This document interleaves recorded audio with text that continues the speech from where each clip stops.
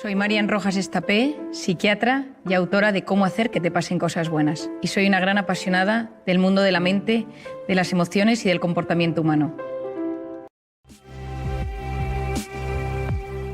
Si uno de vosotros me dice, Marian, ¿qué pañuelo tan feo llevas?, yo tengo 3 maneras de responderle. La primera es decirle, feo tú. Y entonces, a mí no me afecta el comentario, porque yo me quedo fría y le digo mi opinión. La segunda es que yo empiece, pero qué pena, ¿no? Yo que le he traído desde España este pañuelo y me lo regalaron en una conferencia en México.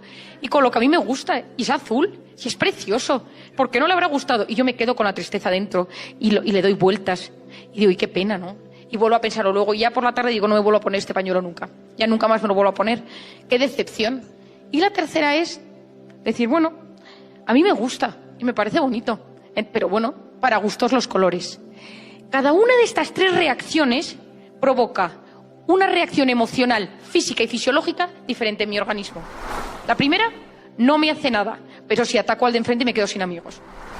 La segunda me enferma, me sube el cortisol porque me acabo tragando una emoción negativa y por lo tanto lo más normal es que si soy una persona que todas las emociones me las trago, empieza a somatizar con dolores de cabeza, con dolores de tripa, de estómago, con molestias, porque todas las emociones que se guardan y que no se expresan acaban saliendo en forma de enfermedad.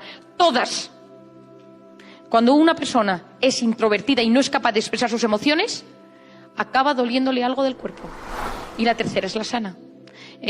Intenta uno que esa emoción que le ha llegado, que ese estímulo externo que ha llegado, que ha provocado en mí, me he desestabilizado un poquito, porque nadie acepta bien un estímulo negativo, pero yo lo he sabido sacar de una forma sana para que no me perjudique. Primer punto, conocerse. Es fundamental conocerse. El conocimiento es un proceso fluido y dinámico. Yo no soy el mismo que era hace 5 años ni el mismo que seré en 5. Es un proceso dinámico en el que yo me voy comprendiendo. Pero aquí es muy importante una cosa. Para gestionar bien las emociones, este conocimiento tiene que tener una unidad, una coherencia de vida. Hay 4 facetas en mi conocimiento. La primera es la imagen que yo le doy a los demás, lo que ven los demás de mí, es decir, mi imagen, lo que yo creo que soy, mi autoconcepto, lo que soy de verdad, intrínsecamente, mi verdad, y lo que enseño en las redes sociales, mi imagen en la red social, mi imagen digital. ¿Cuántas veces esas 4 facetas no son iguales? Mis amigos piensan que soy súper simpático, en verdad soy muy introvertido, creo que soy introvertido. Mi madre piensa que soy inseguro, en las redes sociales aparento que soy la persona más fiestera del mundo. Eso acaba por rompernos. Segundo punto, evitar el exceso de autocrítica y exigencia. ¿Por qué es esto tan importante? Por esa voz que os comentaba yo en el interior. No lo has hecho lo suficientemente bien, estás gorda, has comido demasiado, no has jugado bien al fútbol, no se ha fijado en ti. Esa voz, ese exceso de crítica que nos hacemos, ese perfeccionismo y esa angustia de fracasar constantemente, de ser perfectos en esta sociedad que nos demanda ser perfectos. Dice un profesor de la Universidad de Harvard, Tal Ben-Shahar, que da clases sobre la felicidad, que la verdadera felicidad consiste en aceptar el derecho al error y a la imperfección. A veces nos equivocamos, a veces las cosas no salen como tienen que salir y no pasa nada. El otro día mi hijo pequeño, que tiene 2 años, me dijo, se rompió una cosa en casa y estaba yo un poco apurada, me mira todo serio y me dice, mamá, no pasa nada. Me encantó, no sabe casi hablar y dijo, no pasa nada. Entonces digo, ¿y eso dónde lo has aprendido? Y dice, tú siempre dices, no pasa nada. Y es verdad, lo digo mucho, pero se había roto una silla. Bueno, pues en esta vida hay que saber relativizar nuestros fallos y nuestros errores y saber que el éxito oculta lo que el fracaso enseña. Me gustan los perdedores que han sabido asumir su derrota y se levantan de nuevo. No creo en las grandes victorias, creo en la gente que se levanta una y otra vez y que acepta equivocarse. Porque el que no se atreve a embarcarse en ciertos proyectos por miedo, no vive su vida. Se queda sin vivir la vida. Porque la vida consiste en a veces equivocarse y a veces hay que lanzarse y descubrir otros aspectos. El tercero, fijarse metas y objetivos. Sueña en grande, actúa en pequeño. Da igual que hayas construido un castillo en el aire, siempre y cuando seas capaz de construir los cimientos bajo él.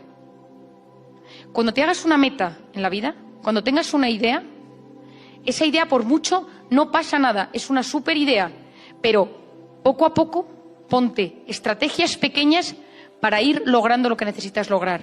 Si yo quiero ser médico, ponte a estudiar hoy, la asignatura que tienes que estudiar hoy.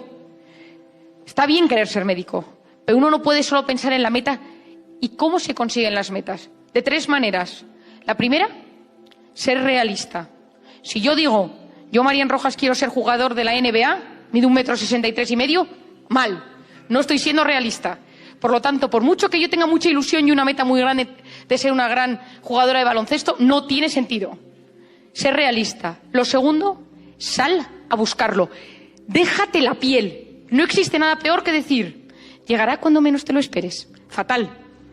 Nada llega a tu casa y te dice, oye, por cierto, ¿te apetecería trabajar en una multinacional? Esto no sucede. El hombre más maravilloso, la mujer más guapa y más cariñosa no va a llegar a tu casa y te va a decir, oye, por cierto, me he fijado en ti porque estás en tu casa y me apetece conocerte. Eso no sucede. Sal a buscarlo. Y 3, si no sabes hacerlo, busca un modelo de identidad. Imita al mejor. No todos somos gente genuina y que tiene la capacidad de hacerlo todo de nuevas y perfectamente. Entonces, si no sabes hacerlo, busca al mejor. Y yo siempre digo que da igual que sea surrealista, da igual que sea una cosa completamente desproporcionada. No pasa nada. Como dice mi hijo, no pasa nada, pero haz un plan. Tenlo. La mente abierta, sistema reticular activador ascendente. Si yo digo, yo soy de Honduras, pero a mí la ilusión de vida es trabajar en Nueva York, pues ten la mente abierta, las oportunidades, póntelo, trabaja, estudia, tu día a día, saca tu mejor versión hoy, pero vete acercando a eso y ten la cabeza abierta para que pase. Os cuento un ejemplo que me encanta contarlo y la verdad es que casi todas mis conferencias lo cuento, que me pasó a mí de pequeña. Yo tengo, en mi vida me pasó un drama, y es que mi hermano, yo soy la mayor de 5 hermanos, y mi hermano, el tercero, falleció cuando era pequeño. Y para mí fue horrible. Y mis padres nos explicaron que mi hermano estaba en el cielo. Y le mandábamos globos escritos con cartas hacia el cielo, de esos que son como de helio, y se los mandábamos al cielo. Mi abuelo, el padre de mi madre, que era un tipo con mucha personalidad, siempre que venía a casa nos ponía la música de los Beatles. Y entonces, aquí los jóvenes quizá no tanto, pero para los que son más mayores, los Beatles como que han significado algo muy gordo en la música. Y hay una canción de los Beatles, que es Imagine, que su primera frase dice, Imagine there is no heaven. Imagínate, o sea, el cielo no existe. Entonces yo recuerdo el día que mi abuelo me dijo, Marian, esta música me gusta que la escuches. Y yo le dije, pues a mí no me gusta, porque dice que el cielo no existe. Y el cielo sí que existe porque mi hermano está allí. Y entonces mi abuelo me dijo, si alguna vez no estás de acuerdo con algo de los Beatles, la culpa es de Yoko Ono. Y entonces yo, que tenía 7 u 8 años, para los que no saben, Yoko Ono era la mujer de John Lennon, el cantante, que es lo peor, de lo peor, de lo peor. Los que son Beatles fans saben que Yoko Ono como que alteró profundamente los Beatles y fueron el principio del fin. Pero el caso es que yo, que no sabía ni quién era Yoko Ono a esa edad, dije, apunté en mi to-do list, apunté. El día que vea a Yoko Ono, decirle que el cielo existe. Y me lo apunté. Yo tenía 7 u 8 años y yo ya me lo apunté en mi cabeza. Yo no sabía que existía el sistema reticular activador ascendente por entonces, pero yo ya lo tenía en mente. El famoso día de las Naciones Unidas, me acerqué a la entrada de las Naciones Unidas a ayudar unas cosas de los papeles y de repente me suena el teléfono y me dice la directora, Marian, ¿dónde estás? Digo, estoy en la puerta. Me dice, está llegando Yoko Ono, ¿te importa encargarte de ella? Y le digo, por supuesto que me encargo de ella. Llevo 20 años esperando para darle un recado. La directora no entendía a qué se me refería. Entonces me acerqué, fui a hablar con ella. Y, señora Yoko Ono, mi nombre es Marian Rojas. Yo querría decir una cosa. El cielo existe. Y mi hermano está en el cielo. Y usted hizo muy mal en influir en la canción. Porque me han dicho que fue su culpa. No me dirigió la palabra. Me miró de arriba abajo. No se quitó las gafas de sol. Con ese sombrero. Pensé, esta mujer, ¿podría yo escribir libros de psiquiatría sobre ella? No me dijo nada. Terminó el evento y al año siguiente volvimos a entregar esos premios y la directora del proyecto de las Naciones Unidas me llamó y me dijo, oye, Marian, ¿te importaría llamar a la señora Yoko Ono y decirle que venga al evento, que nos da mucha publicidad? Y le dije, no, no me cae bien. Dice, llámala. Es que no me apetece llamarla. Es una señora que no me cae bien. Pero bueno, cedí y la llamé. Y teníamos el teléfono del asistente, llamé al asistente Yoko Ono y le dije, soy Marian Rojas, el año pasado la invitamos a las Naciones Unidas a un evento y me gustaría saber si este año querría venir. Y el asistente me dijo, le llamo en unos días. Colgué el teléfono, me daba igual, porque esta señora no significaba nada para mí.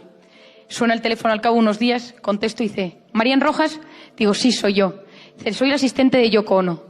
Me pregunta Yoko Ono si es usted la del cielo. Yo estaba feliz, porque yo esa meta surrealista que tenía desde mi infancia se había cumplido.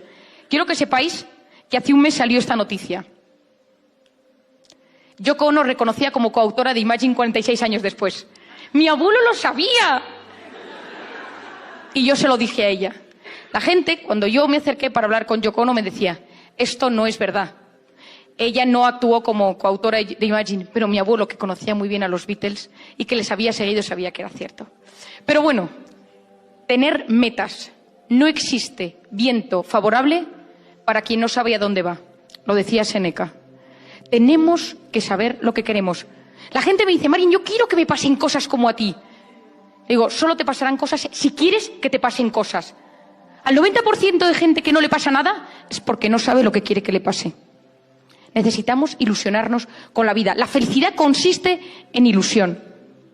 Cuarto punto, trabajar la voluntad. Una persona con voluntad llega más lejos que una persona inteligente. ¿Qué es la voluntad? La capacidad para posponer la recompensa. Y consiste en orden, constancia y hábitos repetidos. A mí ahora, y más hoy en día la gente joven, cualquier cosa que quiere, que desea, la puede tener en un rato. Por internet, puede tener la gratificación que desee. La voluntad es posponer una gratificación. Me apetece comerme ahora esto, pero espero. Quiero llegar a ser médico, pero trabajo ahora para el futuro. Eso es la voluntad. La gente que solo sabe vivir con gratificaciones en el instante de ahora mismo, esa gente no tiene voluntad. Inteligencia emocional. Famosa inteligencia emocional. ¿Qué es la inteligencia emocional? 3 cosas. 1, la capacidad para entender y expresar mis emociones. 2, intentar entender lo que los demás sienten. Y 3, ponerme en su lugar. La inteligencia emocional es más importante que la inteligencia normal, mucho más. Porque es la capacidad que yo tengo para relacionarme emocionalmente bien con mi entorno. La gente que no tiene inteligencia emocional, enferma. Enferma de verdad.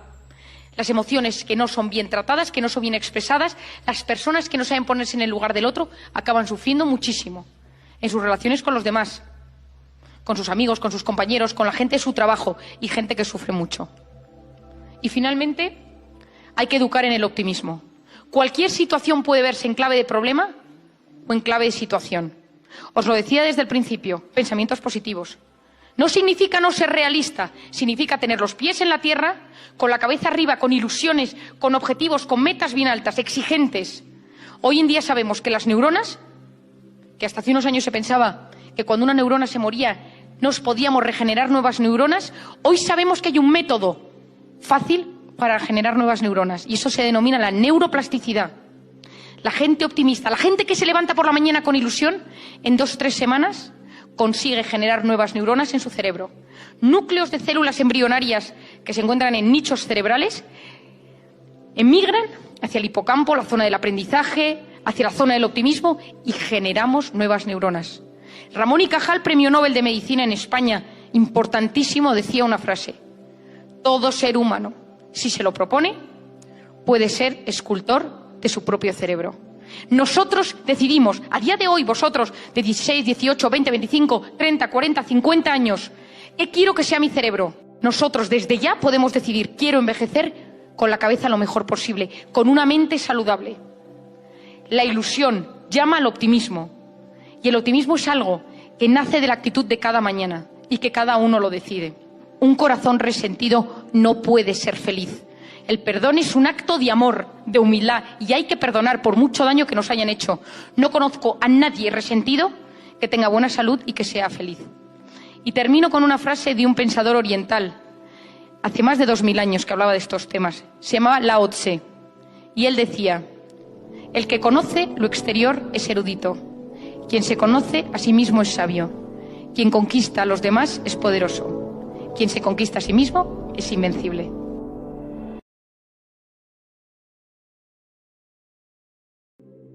Y hoy el diván de Marian nos resulta particularmente útil porque se produce esta noche el cambio de hora, a las 2 eran las 3 y mucha gente se queja, yo incluida. No solamente porque se vaya a dormir hoy una hora menos, sino porque esto pues incluye ciertos trastornos anímicos y del cuerpo que hay quien dice que son falsos, pero que yo sostengo son muy verdaderos. Marian Rojas Estapé es nuestra psiquiatra, autora de Encuentra tu persona vitamina y cómo hacer que te pasen cosas buenas. Marian, buenos días. Buenos días, Cristina. Pues efectivamente, el sueño es un tema absolutamente importante en la vida del ser humano. Es decir, pasamos un tercio de nuestra vida en la cama, entonces es algo que tenemos que cuidar muy bien porque sabemos que las personas que tienen un sueño defectuoso acaban teniendo a la larga problemas muy serios de salud, de concentración, de atención, y puede desencadenar en síntomas depresivos, en síntomas ansiosos y en cuadros inflamatorios. Y Fíjate, por lo tanto, ¿en qué medida se le puede dar crédito al que se queja por los cambios de sueño y las dificultades con el cambio horario?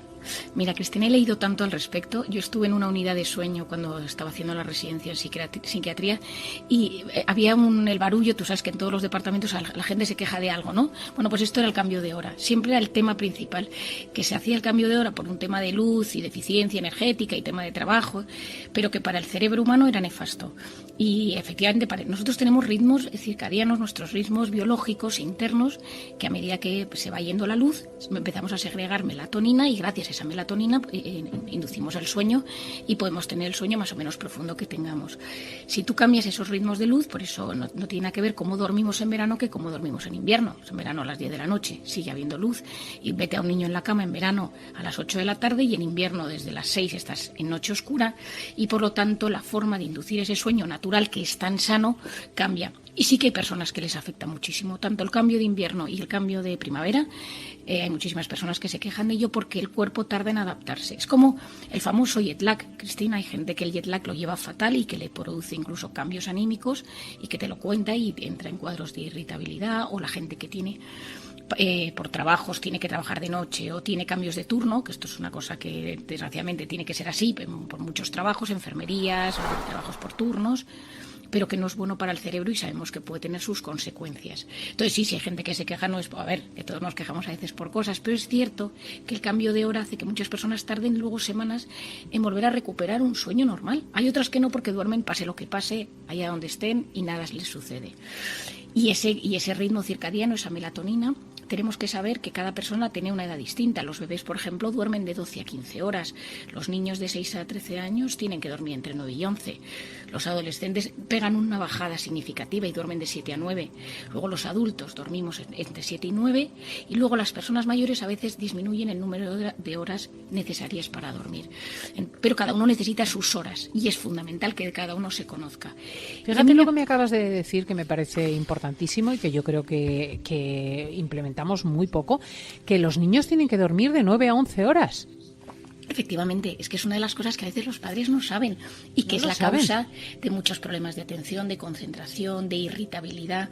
Yo lo veo con mis hijos. Yo cuando mis hijos entran en modo barrena, que digo yo, de repente digo, ¿será sueño? Y entonces hago la prueba de intentar acostarles media hora antes ese día o de ponerles una siesta y de repente si te caen fritos en el minuto es que estabas llevándoles a un límite que como su cerebro tiene mucha menos capacidad de resistencia en ese sentido, ellos lo que hacen es empezar con irritabilidad, llanto, pues de repente están con más rabietas, están más enfadados, están más tensos, lloran. Y entonces muchas veces, y ya no te digo nada, Cristina, que para mí es clave y más ahora que me escucharán muchos padres, cuando hay un auge de problemas de atención y de concentración en todos los adolescentes y en todos los niños, que se están las consultas de neuropediatría y de psiquiatría infantil saturadas por padres que la pospandemia, pues por todo lo que está pasando, no paran de preguntar que por qué sus hijos tienen tantos problemas de atención, de concentración, que no memorizan nada, que estudian fatal.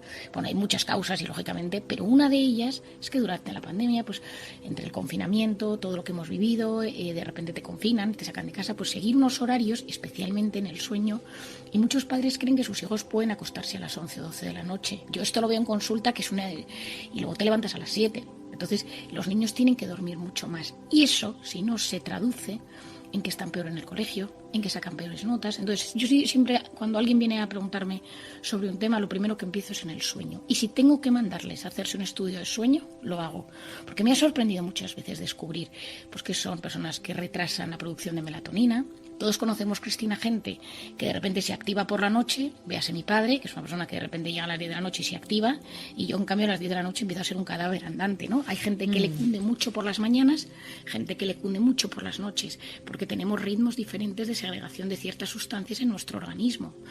Y cuando te hacen un estudio de sueño, esto es muy útil, porque entonces a veces descubres que tienes apneas, a veces descubres que tienes momentos en los que te baja la saturación de oxígeno demasiado y tu organismo sufre, y entonces esos micro despertares es una de las causas es una de las peores causas para sufrir tanto trastornos inflamatorios, trastornos del ánimo y problemas de atención. Y llegamos a la conclusión que dormir mal te inflama, que es que, Cristina, esto a mí me parece que es una de las claves más importantes, ¿no? Persona que tiene artritis, persona que tiene problemas inflamatorios a nivel digestivo, persona que tiene una enfermedad inflamatoria crónica, el tema del sueño, porque el sueño es reparador y por la noche es cuando los niveles de cortisol bajan, si duermes bien.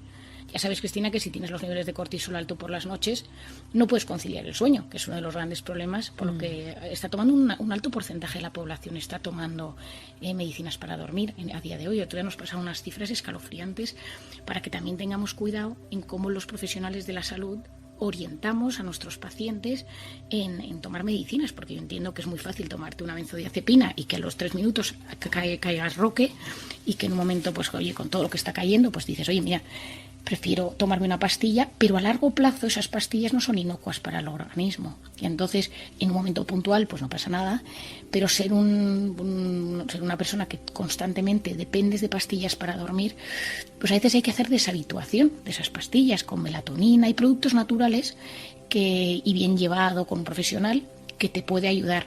Y por eso la melatonina, que mucha gente me pregunta, le digo, oye, si necesitas melatonina es mucho mejor. Eso sí, tómate la melatonina no a las 3 de la mañana, porque a las 3 de la mañana tu pico de melatonina está siendo muy anormal. Es mucho mejor que lo lleves con el ritmo normal de tu cuerpo, ¿no? Según cada persona, a la hora que note que te viene ese sueñecillo. Hay gente que le viene a las 10 y hay gente que le viene a las 11:30. Pero ese momento, y ser muy respetuoso con la llamada del sueño en tu organismo. Es decir, claro, hay veces que es que nos cuesta mucho escuchar a nuestro cuerpo, pero notamos que ya se nos están cerrando los ojos, que estás ya para meterte en la cama y de repente dices, pero voy a hacer esto y ahora tal, y metes la terrible pantalla. Y entonces metes el iPad, la serie, las notificaciones, o llamas a esa persona que ya te sube el cortisol para el resto de la noche. Entonces yo siempre digo que uno de los tips fundamentales para dormir bien es cuidar la hora y media antes de meterte en la cama. Que esa hora y media, por supuesto, ni cafeína, ni Coca-Cola, ni cosas de estas que son unos clásicos. Pero bueno, es que hay gente que sigue cayendo yo sigo viendo en consulta gente que me dice, duermo fatal. Termino de cenar, me tomo mi cafecito. Digo, bueno, es que claro, es que es muy difícil, ¿no? Bueno, es que ellos afirman que no les influye en el suelo. Hay gente que dice que ni la Coca-Cola, ni el café, ni nada les influye. Bueno, es que la A mí cafeína... me dejan flipados, pero... Bueno, es que la cafeína lucha por el mismo receptor que está la melatonina. Entonces hay una lucha ahí. Entonces si tú de repente tienes sueño y empiezan a segregarse las sustancias que te inducen al sueño, cuando tú metes cafeína, la cafeína se va a ese receptor y bloquea que esas sustancias tengan tanta fuerza. Y entonces tú de repente te estás quedando dormido y te tomas una Coca-Cola. A ver, hay gente que realmente no le hace nada, pero es porque o ha tomado tanto o que su cuerpo ya no siente ni padece, pero sí que hay un efecto bioquímico. Es como si dices, yo me tomo un paracetamol y no me hace nada. Algo te hará. Otra cosa es que tú no lo sientas tan firmemente como lo sienten otras personas. Y entonces en ese momento tú tienes esa hora y media, evitar conversaciones con alguien que te produzca un pico de cortisol. O sea, si no llames a la suegra, a tu padre, al jefe, a Sí, tu eso es muy amiga. importante, no excitarse ni disgustarse por la noche. Porque ese No pensamiento... hacer deporte, también hay quien de repente le da por correr y claro, se desvela. Bueno, efectivamente lo de correr es... hay mucha gente que dice que yo si no voy a correr, pero lo más probable es que si te vas a hacer deporte por la noche te quedes como hiperalerta, hiperactivado. De hecho, yo que trato mucho con deportistas en consulta, te dicen que ante un partido, de repente un entrenamiento muy fuerte por la última hora del día, que les cuesta 2 o 3 horas conciliar el sueño, porque claro, el organismo está hiperalerta, está hiperactivado. Luego, Bueno, por pues atentos estos días, que habrá que tener cierta higiene, porque el cambio horario de esta noche, las 2 serán las 3, evidentemente pues desajusta los organismos.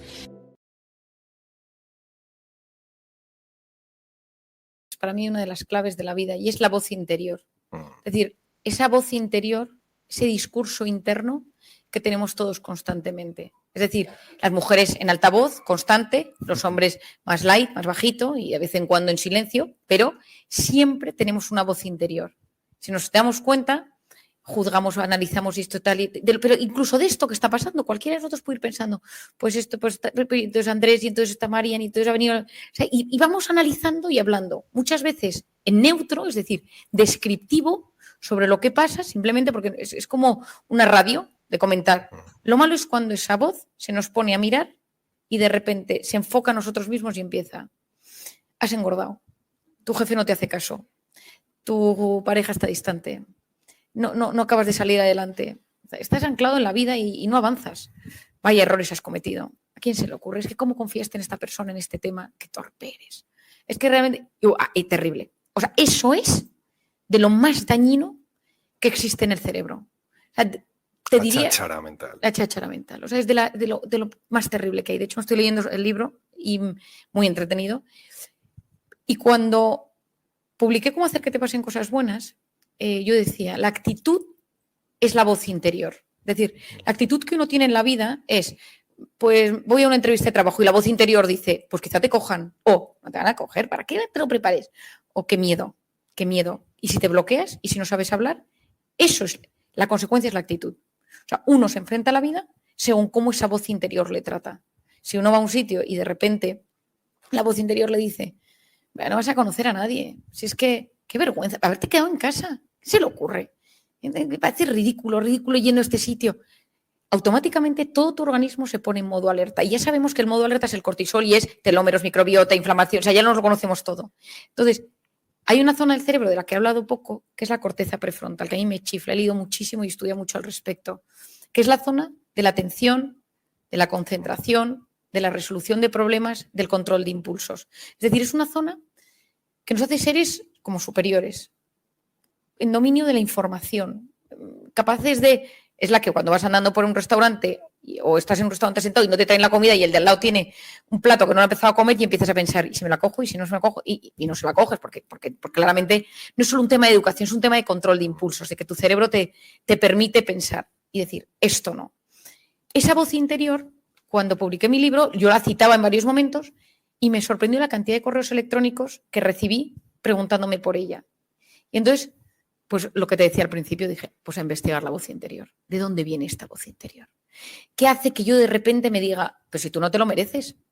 Si eres mal padre, si eres mala madre, si no sabes cuidar, es que te dejan los hombres porque eres muy dramática. Es decir, ¿de dónde viene esa voz, la negativa, que nos machaca? Y entonces, después de escuchar tropecientas, pues imaginaos todas las historias que escuchas en los últimos años, en el segundo libro lo explico, se me ocurrió una teoría que creo que es bastante plausible dentro de que es una teoría. Esto no es científico, esto es mío. Pero que lo he llamado la grabadora en la infancia. Y mi teoría es que cuando tú naces es como si te metieran un microchip en el cerebro, en blanco, como una cassette. Una cassette que mis hijos dirían que es una cassette, ¿no? Pero bueno, un esto, ¿no? Ahora que es un chip o un algo, ¿no? Aquí dentro, en blanco. Y le dieran al record, a grabar. Clink, y empezar a grabar y a grabar. Y a grabar. ¿Y qué graba? ¿Cómo me tratan mis padres? ¿Cómo se tratan entre ellos? ¿Cómo habla la gente de mi entorno más cercano de mí? Este es su pesado. Buah, este no hay quien le aguante. Este no llega a nada en la vida. Es el torpe. El listo es el hermano. Está gorda. Es que es gorda, pero no. Trae una paciente que me decía, es que mi madre siempre me decía, solo las delgadas consiguen algo en la vida, ¿no? Entonces toda su vida luchando por las dietas y toda su vida, y está delgada, pero se ve gorda porque considera que su madre no se la sigue viendo gorda. Entonces está completamente anclada en esa frase. Es decir, si alguno se pone a pensar en su vida, en esa frase a veces negativa que nos decimos, ¿no? De, no te lo mereces, tal. Nos encontramos de repente con un profesor, nos encontramos de repente con un padre, con un hermano mayor, ya no digo si ha habido trauma, si ha habido trauma, bullying, acoso, abuso, una cosa, y eso ya son palabras mayores. Pero me refiero al normal, ¿no? De repente nos viene una frase de, no eres lo suficientemente buena. Y eso es terrible, porque influye, determina la actitud que yo pongo en los retos en la vida. Si yo no soy capaz de vencer eso, soy a mis pacientes les digo, ¿qué dice tu voz? ¿Qué dice tu voz? Has fracasado, tal, dime qué dice tu voz y dime de dónde viene esa voz. Y de repente descubres que te vas a la infancia, te vas a la juventud o a veces a una relación humana, puede ser un jefe. Yo una persona muy normal, tuve una infancia muy buena, pero de repente tuve un jefe que era siempre, estoy pensando en un paciente que tengo muchísimo cariño, un tío con una infancia normal y tal, pero su primer jefe siempre le decía, eres tan torpe que si no te iba a contratar yo no te contrata nadie. Wow. Y este tipo tuvo una enfermedad, no sé qué, dejó la empresa y entonces cuando empezó a hacer entrevistas paralizaba el miedo. Es que yo soy un torpe. ¿Pero de dónde viene que tú eres un torpe? Y entonces un día me dice, bueno, mi jefe me lo decía. Y entonces ese jefe había tenido el poder, a veces nosotros damos ese poder, pero a veces entra solo. A veces le abrimos la puerta y decimos, ven aquí. Y otras veces es por ósmosis, por un momento de vulnerabilidad, por un momento de tensión. Cuando tienes una tensión en tu cuerpo, cuando estás en sistema nervioso simpático, cuando estás con el cortisol a tope, lo que llega, como no eres consciente porque la corteza prefrontal en los momentos de supervivencia funciona peor, se integran cosas que luego cuando pasa el tiempo dices, ups, esto entró en un momento malo mío. Yo estaba desbordado por el trabajo, no sé cuántos, tal, y cómo permití eso, y este tío, y esta pareja que tuve, y que esta persona me trataba tan mal, pero en un momento de supervivencia no dejas lugar al corazón y vas a modo supervivencia. Y de repente pasa esa época y de repente dices, pero realmente me trato así, pero realmente me pasó esto, pero realmente lo gestioné tan mal, pero es que no eras capaz de hacerlo de otra manera, porque neurobiológicamente hablando, tu cerebro no te lo permitía. Volviendo a mi voz interior, ¿qué recomiendo yo? Lo primero, analizarla, ¿no? Y decir, bueno, a ver, ¿yo cómo me trato? Entonces, los días que no duermo, soy un desastre, porque me levanto y digo, qué fea estás, que no sé cuántos y tal. Los días que estoy triste, los días que me he peleado con alguien, los días que voy al trabajo, los días que me encuentro con este grupo de gente que las veo de esta manera. Traía una paciente que tiene 42, 43, quedó con todas sus amigas del colegio, hicieron una quedada después de 2 años sin verse, eran 20 y ella era la única soltera sin hijos. Y entonces todo el rato empezó con frases de antiguos ex que le decían cuando le dejaban, vales mucho, pero no soy suficiente, no eres suficiente para mí, porque todas esas frases tan tóxicas empezó a hundirse en medio de la cena, las empezó a ver a todas, su madre diciéndole de pequeña, con lo rarita que eres, a ver quién te aguanta. Y de repente se vio completamente bloqueada y tuvo un ataque de ansiedad.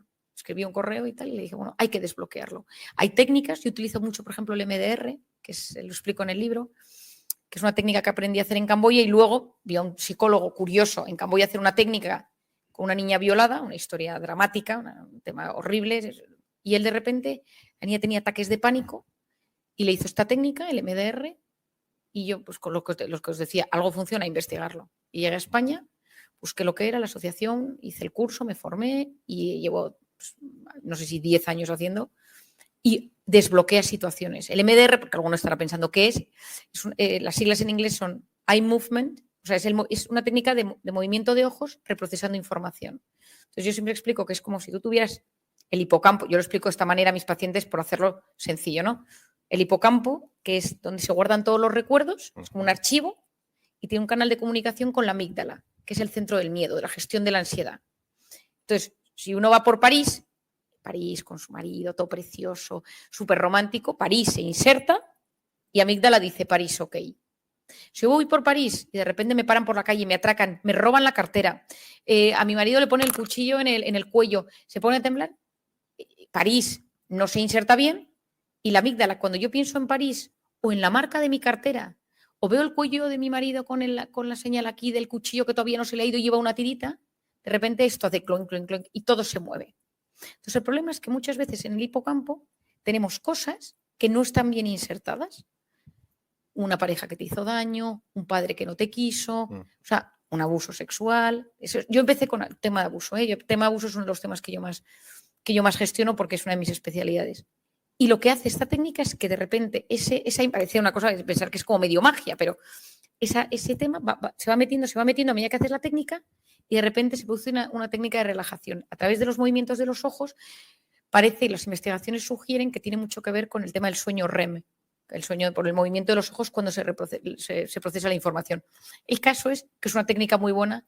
Yo soy la gente que tiene algún trauma, alguna situación que no gestiona bien, le digo, intenta hacer esta técnica.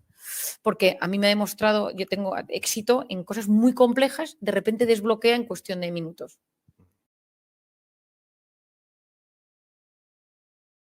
¿Cómo es posible que siglo y medio después, en el siglo XXI, la gente siga teniendo miedo de hablar que algo le pasa en la mente? ¿Por qué? Bueno, yo creo que lo primero que me estás diciendo es algo fundamental, y es que los genios a veces sufren de problemas mentales. Es decir, ser excelso, excelente o demasiado bueno en algo, a veces te lleva a tener menos tolerancia a la frustración, a sufrir más en un fracaso. Es decir, a veces gestionas peor tu mundo interior cuando eres muy bueno. Deportistas de élite, cantantes, actrices, políticos, médicos de altura, es decir, personas que están muy expuestas, cada uno en su nivel, pueden sufrir un poco más. Yo creo que la magia de la medicina, de la salud mental, de la psiquiatría que deberíamos creer, es aquella donde se une mente, cuerpo y palabra, donde damos opción a la que la gente cuente lo que le sucede. ¿Es importante la confianza en la relación médico-paciente? Yo creo que cuando tú has encontrado a esa persona que te entiende y que sabe de lo tuyo y que notas que no te juzga y que te ayuda, das la vuelta al mundo para encontrarla. Es decir, claro, porque ahí entra la oxitocina, que es esa hormona que a mí tanto me gusta. En un mundo intoxicado de cortisol, que es la hormona del estrés, del caos, de la incertidumbre, del miedo, ahora más que nunca estamos viviendo en un momento de muchísimo cortisol, hay que buscar mecanismos para que baje esa inflamación producida por el cortisol. Y eso, sabemos que existe una molécula, que es la oxitocina, que es maravillosa, que es capaz de bajar el cortisol. La oxitocina es el signo bioquímico de la empatía. Es decir, yo me pongo delante de alguien, le escucho y no le juzgo, le presto atención y hago que lo que esa persona me está contando me parezca algo importante en mi vida. Esa persona se siente especial y empieza a segregar oxitocina. Cuando tú segregas oxitocina, en ese momento baja el nivel de cortisol, el miedo al escenario, el miedo a tomar una decisión, el miedo a viajar. Es decir, los miedos se difuminan cuando una persona te transmite ese afecto. El cortisol es el miedo. El cortisol es la supervivencia. Es necesario para poder salir y luchar en un momento de supervivencia, que te ataquen por la calle, que te pase algo malo y que tu organismo se pone en marcha para hacer frente a ese desafío, a ese reto. Lo malo es cuando tu cerebro empieza a diagnosticar amenazas en sitios donde no las hay. Y aquí viene la gran frase, Zapata, la gran frase: el 91,4% de las cosas que nos preocupan nunca jamás suceden. Eso es. Pero están en nuestra cabeza, y cuando están en nuestra cabeza se activa el estado de alerta, el estado de supervivencia, y cuando se activa el estado de supervivencia empezamos a generar cortisol. Y claro, cuando empiezas a generar cortisol tu organismo cambia, eso que yo he llamado tantas veces la intoxicación de cortisol, que va modificando mi sistema inmune, mi aparato intestinal, mis hormonas, mi sistema reproductivo, mi forma de gestionar la realidad, mi corteza prefrontal, que es la que me ayuda a pensar, se modifica con este tema del cortisol. Por lo tanto, el cortisol, entenderlo es clave, porque cuando uno se da cuenta que activa su estado de alerta, lo que comúnmente llamamos cuáles son tus factores de estrés, el dinero, las alturas, ver a mi expareja, mi suegro, mi jefe, el tráfico, los sitios cerrados, los sitios abiertos, situaciones, la Navidad. Cada persona tiene momentos, circunstancias, personas, acontecimientos del pasado, del presente o del futuro, que solo con pensar en ello activan su cortisol. Y cuando uno lo entiende, es capaz de comprender mucho mejor su mundo interior. Y cuando su mundo interior se comprende, puedes hacer frente a ello, puedes aceptar, puedes comprender y puedes superarlo. Efectivamente, cuando le metes razón al mundo emocional, eso que Goleman descubrió y llamó inteligencia emocional, al mundo emocional le meto cabeza, eres una persona superior, porque ante todo lo que va sucediendo, ante todo lo que te llega, ante todo el mundo emocional, te sientes muchísimo mejor. Si no, estás como embargado de un mundo emocional y sentimental que no puedes gestionar y te ahogas en medio de todo ello.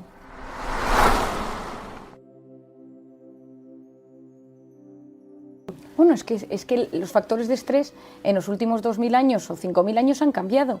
Antes era el tigre, luego eran los romanos, eran las guerras, es decir, era la falta de comida. Ha ido modificándose. Ahora puede ser el tráfico, ahora puede ser el COVID. ¿Pero es el mismo miedo, Marian? Es que el miedo tiene el mismo, no es el mismo concepto, sí, pero es la misma forma de activar el cerebro. Vamos modificando el cerebro con los años. Es decir, a día de hoy, lógicamente, si aquí aparece un tigre de Bengala, nos morimos. Y quizás nos activamos mucho más el cortisol que una persona de la prehistoria que estaba más adaptado a ello. Pero cada uno, según la adaptación, el cerebro se va adaptando a los diferentes factores de estrés para hacerlos frente de la mejor manera posible. ¿Qué hace ese cortisol? Activa todos mis mecanismos para que yo pueda luchar. Y por eso empiezan las taquicardias, para bombear sangre a mis tejidos y poder salir corriendo del tigre de Bengala. la sudoración, porque todo mi cuerpo está trabajando con mucha energía, con mucho ATP, y sudo, taquipnea, que es esa necesidad de meter más aire, porque necesito más oxígeno dentro de mis células. La corteza prefrontal, que es la que me ayuda a pensar, funciona peor, porque siempre el miedo hace que yo piense peor, por un tema de amígdala, corteza prefrontal, y de repente razono peor, y es, bájate del escenario, no tiene sentido estar aquí, no vales lo suficiente, pero ¿qué haces aquí en Nueva York? Deberías estar en tu casa ensayando, y de repente entran todos los fantasmas, porque el que gestiona el miedo se apaga.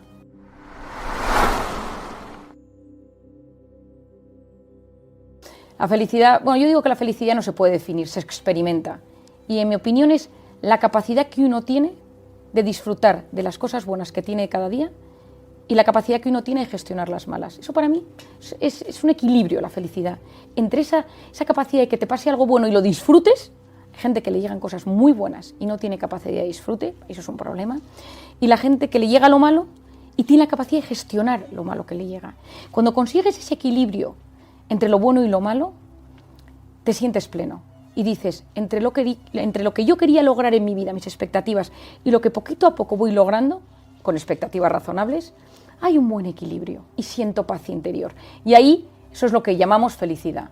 Felicidad no es, a veces vendemos la felicidad como la felicidad se consigue a golpe de clic. Eso es gratificación instantánea. Eso es otra cosa, Zapata. La gratificación instantánea es la dopamina, ¡pum! El clic, el like, la compra online, la comida que te llega rápidamente. Todo eso es gratificación instantánea. Y la vida, la felicidad, depende del sentido que cada uno de nosotros le damos a nuestra vida. El ikigai, que dicen los japoneses. Que mi vida tenga un proyecto, que tenga un sentido. Cuando la vida no tiene sentido, sustituimos el sentido de la vida por sensaciones. Vivimos a golpe de gratificación instantánea en la pantalla, que ha venido para quedarse, pero que si no lo sabes gestionar te mete en ese bucle de gratificación instantánea, dopamina, dopamina, dopamina, y todo lo que gestiona tanta dopamina, al final genera un vacío vital y puedes llegar a cuadros depresivos. El Ikigai entonces es el propósito. El propósito. ¿Y por qué a la gente le cuesta tanto encontrar su propósito? Porque para encontrar el propósito tienes que ser capaz de frenar. Tienes que ser capaz de abstraerte momentáneamente del cúmulo de hiperestimulación y sobreestimulación al que estamos sometidos y meterte hacia adentro y analizar tu vida, cómo es tu forma de ser, qué es lo que te llama la atención, pero hacerte las grandes preguntas de la vida. ¿Quién soy? ¿A dónde voy? ¿Por qué me dirijo hasta dónde me dirijo? ¿Hay vida después de la muerte? ¿Qué creo? ¿Qué dimensión espiritual puede llegar a tener mi vida? Es decir, son preguntas que requieren estudiar, preguntar, frenar. Y muchas veces eso cuesta porque el silencio genera un cierto vértigo y de repente en esas preguntas no tienen respuesta y sientes un cierto vacío y te vas corriendo a la gratificación instantánea que ha cubierto ese momento de vacío.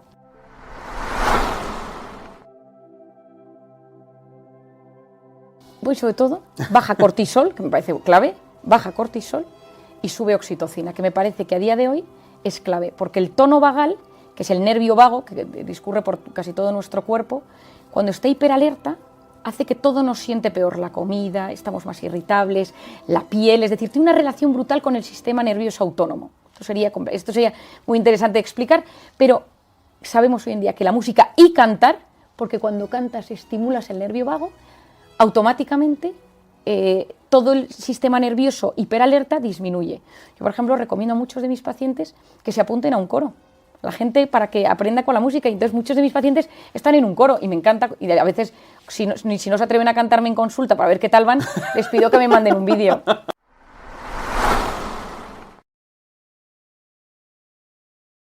Una armonía, ¿no? Porque cuando todo el mundo canta a la vez, cuando todo el mundo tiene el mismo propósito de llegar a un punto, cuando la gente quiere impactar en el público y eso genera una melodía maravillosa, hay un estado de bienestar y de equilibrio en el cuerpo que se produce. De hecho, hay imágenes hechas resonancias en el cerebro y pruebas de imagen maravillosas en gente que ha cantado, en momentos que escucha música, donde uno siente paz interior. Muchas gracias a todas vosotras por estar hoy aquí. Y la verdad es que me hace especial ilusión este público tan selecto y tan entusiasta. Yo os voy a hablar de mi tema preferido. Cuando la gente me dice que yo soy conferencista o conferenciante, como decimos en España, me entra un poco de vértigo, porque la realidad es que yo no me considero así. Yo me considero alguien que comparte lo que yo considero que ayuda a ser más feliz en la vida. Soy una persona que comparte. Yo me dedico a trabajar las emociones. Yo en mi consulta me he empezado a dar cuenta que aprendiendo a gestionar nuestras emociones podemos ser mucho más felices. Y he ido un poco más allá y he visto que aprendiendo a gestionar nuestras emociones tenemos menos enfermedades y nos encontramos mejor. Actualmente, desde hace un par de semanas, incluso he comenzado un proyecto de este tema relacionado con el cáncer. Por tanto, ¿por qué una psiquiatra? Porque una psiquiatra vende felicidad. Yo tengo la mejor profesión que existe. Cuando yo era pequeña, un día, según me cuenta mi madre, yo tenía 6 años, mi madre trabaja en banca y mi padre es psiquiatra. Y yo siempre decía que quería dedicarme a lo que mi madre hacía.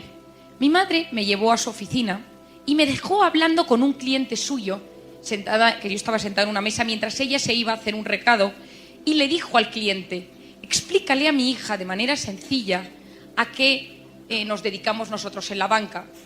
Según cuenta mi madre, ella llegó media hora más tarde y yo le estaba diciendo a este señor: le veo triste, ¿a usted le pasa algo? ¿Está mal con su mujer? ¿Sus hijos no se portan bien? Mi madre me dijo: dedícate a lo de tu padre. Desde los 6 años supe que lo mío era la psiquiatría, a pesar de que mis compañeras de clase me decían que eso era cuidar a los locos. Pero yo sabía que mi padre era un hombre que hacía mucho bien y ahí empecé. Yo he cambiado el rumbo de la psiquiatría actual porque me voy un punto más allá. Yo no trato, yo utilizo pastillas, medicación de vez en cuando, pero yo trabajo las emociones, trabajo los traumas, voy al interior del ser humano hasta conseguir desmontar ese nudo que nos bloquea y nos impide ser felices. Esto que veis aquí es un cromosoma, todos sabéis lo que es un cromosoma, tenemos en todos los núcleos de las células de nuestro organismo, tenemos nuestros cromosomas y luego tenemos el cromosoma X y el cromosoma Y. Y esta parte de la punta de la esquina, lo que está en verde, se denomina telómero. Los telómeros, y le dieron el premio Nobel a Elizabeth Blackburn hace unos años por este tema, lo que hacen es que miden, uno cuando lo mide sabe la edad biológica del ser humano. La gente enferma, la gente con cáncer, la gente estresada, tiene el telómero más corto. Mientras que la gente que está sana, tiene el telómero más largo. Voy a ir un punto más allá. Como decían al presentarme, yo trabajé en Camboya sacando niñas de la prostitución infantil. Las niñas violadas o los niños que tienen traumas infantiles, bullying, problemas, la infancia, separación traumática de los padres, tienen los telómeros más cortos desde pequeños. Si yo tomo al azar 2 personas de 50 años, misma edad, el que tenga el telómero más largo será aquel que tenga una mejor salud. 2 buenas noticias con respecto a esto. Lo primero de todo es que el optimismo y la ilusión alargan los telómeros. Por lo tanto, la felicidad y el optimismo es una garantía de salud para la vida. Hoy en día se ha demostrado que las personas que son capaces de mirar la vida desde un punto de vista más optimista, porque la felicidad no es lo que nos pasa, sino cómo interpretamos lo que nos pasa. Y si esa interpretación es optimista y es alegre, cambiamos nuestros genes. Esto es el nuevo concepto que se denomina epigenética, es decir, nuestras experiencias, nuestra manera de enfrentarnos a la vida, cambia nuestros genes.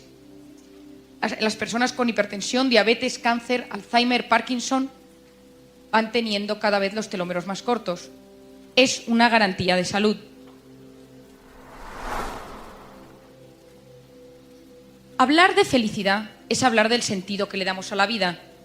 Lo que más me gusta es hablar de la felicidad porque todos aquí hemos venido porque queremos ser felices. No conozco a nadie que me diga: no, a mí no me importa ser un tío infeliz. Ese sí que está de tratamiento psiquiátrico fuerte. Porque en esta vida todos queremos ser felices. ¿Y qué es la felicidad? La felicidad no es hacer lo que uno quiere, sino querer lo que uno hace. La felicidad, cuando hablamos de felicidad, hablamos del sentido de la vida. Hablamos de una vida lograda. La felicidad no se da en la posada, como decía Cervantes, sino al borde del camino. Es una manera de vivir. No es solo yo quiero ser feliz, es cómo yo decido cada día aceptar las circunstancias que me rodean. La felicidad no es lo mismo que el bienestar. Hace unos años hicieron un estudio en Estados Unidos y quisieron describir exactamente qué era la felicidad. Y vieron que la felicidad tenía que ver con el bienestar, pero no, porque el bienestar es más subjetivo, el bienestar colma los sentidos, mientras que la felicidad colma el corazón. Es distinto. el bienestar, la seguridad, la comodidad, pero eso no es felicidad. Nosotros entendemos muchas veces la felicidad cuando no la tenemos, ante la muerte, ante el sufrimiento, ante el dolor. Ahí entendemos y decimos, ahora no soy feliz, en este momento lo entiendo. ¿Y cuál es el único antídoto real que existe para el sufrimiento? Solo hay uno, el amor. El amor a un ideal, decía Confucio, en las ideas se tiene, en los ideales, en las creencias se está. ¿Cuántas vidas ejemplares de personas leemos? Tomás Moro, políticos, personajes, santos, que gracias a sus ideales y a sus creencias fueron felices, a pesar de que las circunstancias eran duras. El amor a un ideal, el amor a una persona, el amor, la gran causa de nuestra vida, a la que no le voy a dedicar ni un minuto más, pero en el fondo de cada persona existen tesoros escondidos que solo el amor revela. El estar enamorado de alguien nos cambia el panorama vital. Y la tercera cosa que le quiero dedicar un poco más de tiempo, el amor a un recuerdo. No sé si alguna de vosotras ha leído el libro de Viktor Frankl, El hombre en busca de sentido, pero es un libro que recomiendo. Viktor Frankl, médico, psiquiatra, judío, que acaba en un campo de concentración en Auschwitz, y él empieza a darse cuenta que hay gente que se muere todos los días y otros que no mueren. Y empieza a investigar en el campo de concentración por qué hay algunos que no mueren. Y descubre que aquellos que tienen un sentido de su vida, un recuerdo de alguien o de algo del pasado, y se levantan pensando en ese recuerdo, esos son más felices y no mueren. En cambio, los que no tienen ningún recuerdo, los que no se agarran a nada del pasado, mueren. Tanto es así que hace 5 meses salió publicado un artículo de un premio Nobel japonés que hizo un experimento y vio qué pasaba en el cerebro de la gente cuando se le ponía a intentar recordar eventos del pasado gratificantes. Les hicieron resonancias magnéticas funcionales, aquellas de colores con imágenes, y se les decía y se les pedía que recordaran momentos alegres de su vida y que los describieran y que los pensaran y rememoraran. La sorpresa de este investigador fue que el recuerdo segregaba sustancias gratificantes, hormonas gratificantes como son la dopamina, la hormona de la confianza, la serotonina, la hormona de la felicidad, del placer, y se incrementaban incluso más que cuando la persona había vivido eso en primera persona.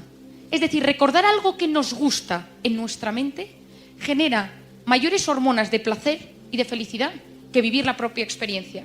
Como anécdota curiosa, al terminar la prueba, el premio Nobel iba a pagar a toda la gente que había participado en el ensayo y le dijeron que había sido tan gratificante la prueba que preferían no recibir dinero. Es decir, el amor a un recuerdo nos puede ayudar y nos puede salvar. Viktor Frankl lo estudió y yo voy un punto más allá. Todo depende de cómo nos levantemos cada mañana y él descubre la logoterapia, el sentido de la vida. El 80% de las personas no saben por qué se levantan cada mañana. Es un automatismo, nos olvidamos por qué nos levantamos. La felicidad viene por tener motivos por los que levantarse cada mañana. La felicidad tiene mucho que ver con la manera en que nos expresamos y con el lenguaje, porque hay palabras que evocan emociones, palabras que evocan imágenes, que evocan emociones y sensaciones corporales. Pero hay 3 palabras que tocan el corazón del hombre. Por favor, gracias y perdón. Por favor, porque abre las puertas a la otra persona. Gracias, porque el agradecimiento es la memoria del corazón. Y el perdón, que para mí es la clave hoy en día para superar cualquier trauma del pasado. Cuando yo estuve en Camboya, yo tuve una experiencia muy dura.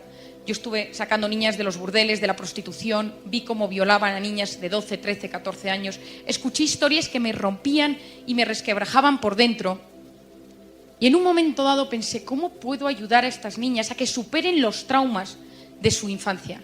¿Cómo puedo ayudar a una niña que ha sido vendida por su padre a un burdel, ve 40 clientes al día, le drogan y esta niña yo la saco del burdel? ¿Qué puedo hacer para que esta niña tenga una vida normal? Después de una experiencia muy impresionante, hablando un día con una niña con una vida durísima, ella me dijo a mí, ella me abrió los ojos y me dijo, una niña de 12 años, he descubierto que la única manera de poder ser feliz y de poder superar el trauma, la herida, es perdonar al que me lo hizo, por una parte a su padre o a su abuelo, y al que me violó. Y yo, toda mi terapia gira en torno al perdón. Perdonarnos a nosotros mismos por nuestros errores, que luego le dedicaré un momento, y perdonar a los demás, aprendiendo a entender la razón por la cual han sido así con nosotros. Como psiquiatra, en conclusión, ¿qué es la felicidad? La felicidad es vivir instalado en el presente, habiendo superado las heridas del pasado y mirando con ilusión al futuro. Aquellos que viven enganchados en el pasado son los deprimidos. Aquellos que viven angustiados por el futuro son los ansiosos. La depresión y la ansiedad, las dos grandes enfermedades del siglo XXI, donde se emplean más medicamentos hoy en día. Cuando tú le preguntas a alguien qué te preocupa, te habla del pasado o del futuro. Nos hemos olvidado de vivir en el presente. Esto es el equilibrio personal. Dejadme que os explique cómo funciona la mente. Hoy quiero que os vayáis con pocas ideas, pero con muy claras. Y la primera es que pensar altera nuestro mundo interior. Nosotros podemos conseguir que las cosas sucedan solo con querer que sucedan. Si nosotros queremos que algo pase, puede pasar. Y voy a dar un ejemplo muy pequeño y muy tonto, pero que lo vais a entender todas vosotras. Yo cuando me quedé embarazada, iba por la calle y solo veía mujeres embarazadas. Y pensé, toda mi zona, todo mi barrio, todas las mujeres se han quedado embarazadas a la vez que yo. Cuando yo di a luz y paseaba a mi hijo por el parque, solo veía cochecitos y parques. Ya no había mujeres embarazadas en mi barrio. Hace unos meses tuve un esguince en el pie, iba la pata coja, iba con una especie de muleta. Solo había gente con muletas en mi barrio. Llegué incluso a pensar que me copiaban y hacían todo lo que yo quería. Todos vosotros habéis descubierto que si algo os interesa o estáis preocupados por algo, de repente todo a vuestro alrededor gira en torno a eso. Esa palabra, todo el mundo está hablando de ese tema. ¿Por qué sucede eso? Porque cuando queremos prestar atención a un tema, se activa una zona del cerebro que se llama el sistema reticular activador ascendente. No os quedéis con el nombre, por favor. El cual hace que nosotros podamos fijarnos y prestar atención en aquello que nos preocupa o que nos interesa. Por lo tanto, nosotros podemos hacer que las cosas pasen porque nuestro cerebro se activa para poder prestar más atención y captar eso que estamos buscando. Y eso es con el optimismo. Porque una persona optimista activa zonas cerebrales que se lo permiten. Os voy a contar una anécdota relacionada con esto. Hace unos años yo me fui a trabajar, me propusieron irme a las Naciones Unidas a ayudar en la entrega de unos premios a 10 mujeres que hubieran ayudado a mejorar los objetivos del milenio y los microcréditos. Era una entrega de premio a 10 mujeres. Esas mujeres eran Carolina Kurkova, Shakira, Hillary Clinton, la reina Nor de Jordania. El nivel era muy alto y yo iba acompañando a la directora de los premios por el tema del inglés y porque yo tenía un poco de tiempo libre y me parecía que era un plan que no podía faltar. El caso es que dos días antes de marcharme yo estudiaba en la Universidad de Navarra, me encanta estar hoy aquí, estudiaba yo en la Universidad de Navarra, me llamó el rector, que yo no conocía por ese momento, y me dijo, necesito hablar contigo. Fui a verle, a su despacho, y me dijo, me he enterado que te vas a las Naciones Unidas una semana. Y le dije, sí, me voy a entregar unos premios, ayudar en la entrega de unos premios. Me dijo, te quiero pedir un favor. Si ves a Kofi Annan, entonces secretario general de las Naciones Unidas, dile que estudias en la Universidad de Navarra, que este año es el aniversario de la universidad, háblale de nosotros. Y yo pensé, yo a Kofi Annan no le voy a ver. Pero activé mi sistema reticular activador ascendente y dije, por si acaso, voy a ver si lo encuentro. Y siempre que quiero encontrarme con alguien, me lo encuentro. Porque la gente dice que tengo suerte. No es verdad. No es cuestión de suerte, es que siempre estoy abierta a que me pasen cosas. Y hago un paréntesis. Yo soy absolutamente fan de Chayanne. Me encanta. La canción de Torero ha impulsado grandes momentos en mi vida. Y ayer estaba en el hotel en el DF, estaba desayunando con alguien y me dice, oye, por cierto, ¿sabes que está Chayanne allí? Digo, es que claro, es que no podía ser de otra forma. Porque cuando uno quiere que algo pase, puede pasar. El caso es que yo me voy a las Naciones Unidas, por supuesto, no veo a Kofi Annan por ninguna parte, y cuando estamos en medio de la entrega de premios, salgo por la puerta de atrás y me voy al baño. Y me encuentro en el baño una señora rubita, blanquita así, mona, y yo, que como podéis observar tengo una cierta timidez, le digo, ¿qué tal? Digo, ¿viene usted a la entrega de premios? Me dice, sí. Le digo, ¿sabe cómo ir? Y sin que le dé tiempo a responder, le explico cómo funcionan las Naciones Unidas, a qué puerta se tiene que dirigir, quiénes son las premiadas, qué son los microcréditos, cuál es el...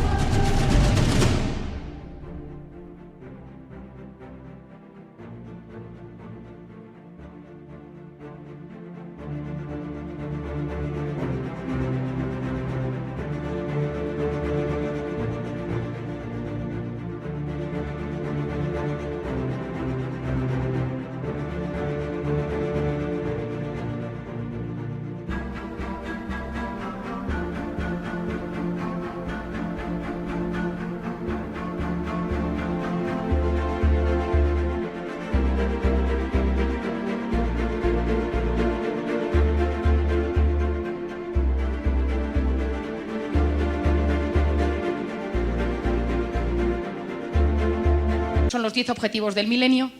La señora me da las gracias muy educadamente y se marcha. Al cabo de un rato la vi en la sala al fondo y dije, pues la señora ha encontrado su sitio. Yo volví a España, no me había encontrado con Kofi Annan, y cuando yo volví en el avión, estaba yo sentada en turista y la directora del programa iba en business y yo tenía que entregarle unos papeles y le dije a la azafata, ¿le importa que me adelante un momento a entregarle estos papeles? Sí, no se preocupe. Voy hacia adelante, entrego los papeles y cuando vuelvo por el pasillo, veo sentada en el pasillo a la señora rubia del baño. Y le digo, no me lo puedo creer, tampoco es que Nueva York sea tan pequeño. Digo, ¿do you remember me? ¿Se acuerda usted de mí?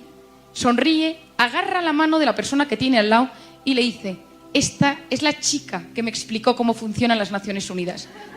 Era la esposa de Kofi Annan.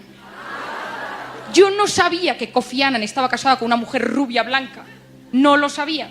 Le dije, Mr. Kofi Annan, mi nombre es Marian Rojas, estudio en la Universidad de Navarra. Cuando volví a España, llamé al rector y le dije, mensaje entregado.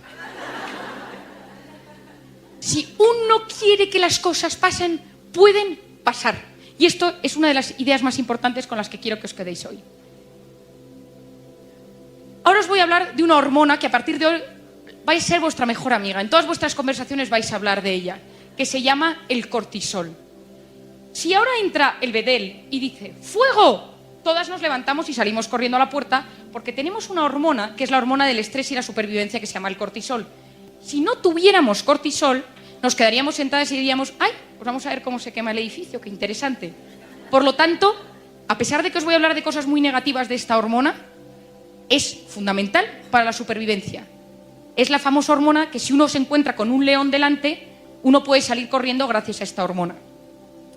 ¿Qué pasa? Que salimos fuera, nos dicen que hay fuego, estamos fuera y nos dicen, no, ha sido una falsa alarma, es que está estropeado el sistema de alarmas.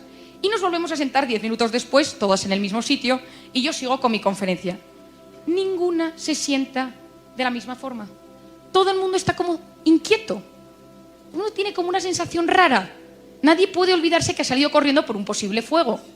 ¿Por qué? Porque la hormona del cortisol tarda entre 6 y 8 horas en bajar y volver a sus niveles normales. Es decir, el pico es muy rápido, la bajada es lenta. Si uno va conduciendo, manejando por estas calles tan apasionantes y sin tráfico de Guadalajara, y uno tiene un frenazo, aunque no se dé con el coche de delante, uno tiene una sensación, una opresión y dice, ¡ay! Me ha pasado algo, ¿no? Imaginaros que seáis aquí sentadas y entonces uno empieza a pensar, ¿y si en verdad no está estropeada la alarma? ¿Y sí que hay un incendio y se ha equivocado el bedel? Y estamos aquí, ¿cómo voy a salir yo? Porque estoy en medio. Entonces tendría que levantarme y empieza a agobiarse y a pensar qué pasaría. Se produce solo con pensarlo el mismo pico de cortisol. Imaginaros que volvéis aquí 3 meses después a otra conferencia. La persona que ha estado así de agobiada dice, no, yo me voy a poner cerca de la puerta porque yo no me fío. Pero en ese momento alguien le dice, no, siéntate conmigo. Le sienta delante y se pasa toda la conferencia pensando, ¿y si hay un fuego? se produce el mismo pico de cortisol. Es decir, solo con pensar en negativo nuestro cuerpo sufre exactamente como si eso estuviera sucediendo. Hace unos meses hice un experimento y se puso a voluntarios en una resonancia magnética funcional. Se les puso y se les dijo, imaginaros que os llaman para deciros ahora mismo que tu padre ha tenido un infarto. Imagínatelo. Y se les hacía pensar e imaginarse cómo vivirían. Y se vio que se producía un pico de cortisol en sangre fortísimo. 2 semanas después se hizo el mismo experimento y se les dijo, imaginaros que os llaman para deciros que habéis ganado 20 millones de dólares y no tenéis que pagar impuestos. Y en ese momento se vio que solo con imaginarse lo positivo se elevaban las hormonas de la dopamina y serotonina. ¿Qué pasa cuando el cortisol está elevado constantemente? Porque estamos constantemente preocupados. No olvidemos que el 90% de las cosas que nos preocupan nunca, jamás suceden. Vivimos constantemente preocupados por cosas que no van a pasar, pero nuestro cuerpo está sufriendo como si esas cosas estuvieran sucediendo. ¿Qué pasa cuando el cortisol está elevado durante mucho tiempo por estrés, por preocupación, por tensión, porque tenemos un marido que no nos trata bien, porque tenemos una suegra terrible, porque nuestro hijo nos da problemas, porque tenemos algún tema económico que nos acucia? ¿Qué es lo que pasa con el cortisol? Que se eleva de manera crónica y produce 2 efectos. Uno a nivel físico y otro a nivel psicológico. A nivel físico, desde la punta de la cabeza a la punta del pie, pérdida de pelo, tiembla el ojo, problemas para tragar, como la sensación de tener una bola aquí, problemas intestinales, colon irritable, infecciones de repetición, artritis, fibromialgia, migrañas, parestesias, es decir, que las manos o los pies uno tiene sensación de que se duermen, incluso taquicardias, sensación de que falta el aire. Eso son los síntomas físicos. Y los síntomas psicológicos son un cambio en los patrones de sueño. Uno dice, yo llevo un tiempo que no descanso bien, no estoy bien, me acuesto, pero mi cabeza no consigue parar la cabeza. O al revés, me levanto por las mañanas, pero la sensación es de no haber descansado. O me levanto muchas veces por la noche y me despierto varias veces. Otro síntoma es fallos de memoria. Nosotros tenemos una zona en nuestro cerebro que se denomina el hipocampo, que es la zona de memoria y de retención de datos a corto plazo.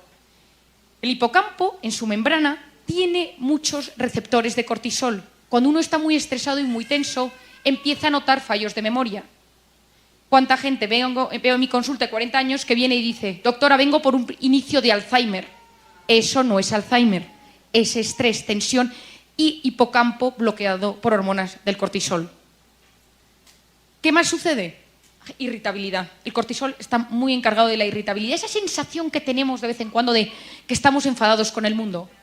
Y de manera crónica, cuando esto sucede de manera crónica y el cortisol está constantemente elevado por estados de estrés crónico, uno llega a la depresión. Hay estados depresivos que tienen que ver con la ansiedad. Gente que dice, yo llevo 20 años tratada con antidepresivos, cuidado, que eso no es una depresión. Gente que dice, no respondo a antidepresivos, tengo una depresión, cuidado, que puede ser estados de estrés crónico y hay que tratar con otro tipo de medicación. ¿Cuáles son las maneras de librarnos del cortisol tóxico que tenemos en nuestro organismo? 5 consejos. El primero es hacer ejercicio. ¿Cuánta gente no puede ir a dormir? Y esto pasa seguro que con alguno de vuestros hijos o maridos que salen muy estresados del trabajo y si no van a correr, si no van al gimnasio, si no hacen algo de ejercicio, no consiguen dormir. En España, en la calle Serrano, que están todos los bancos y los bufetes de abogados, hay un gimnasio que está ocupado desde las 8 hasta las 11 de la noche, lleno de ejecutivos, banqueros, abogados, etc. ¿Por qué? Porque el cortisol, cuando uno hace ejercicio, se elimina a través del hígado.